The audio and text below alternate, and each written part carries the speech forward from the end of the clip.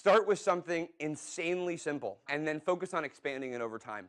When we got started, you would have looked at our technology and you would be like, that is the stupidest thing I've ever seen. Like, all it does is you upload a file and then you access the file.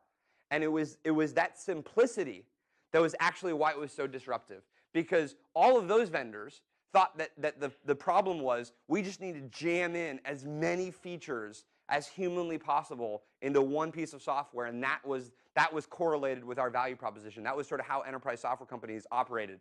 We said, actually, the fewer features, the simpler set of functionality in one place is actually going to be our value proposition.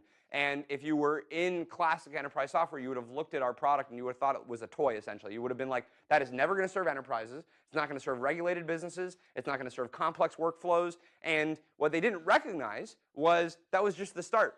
That was just our day one use case. That was the day one thing that we were trying to solve. So the instinct and the tendency, and this still happens today, like at our company 12 years later when we've learned this, I think so directly, you still have this tendency. Anybody in this room that goes out and brainstorms, like, how can we build a big enterprise software company? You're going to brainstorm by like listing out lots and lots and lots of things. You're going to list out lots and lots and lots of features, but that's not actually how you're going to be successful. You're going to be successful by nailing one use case that just happens to be a use case that everybody has a massive problem with.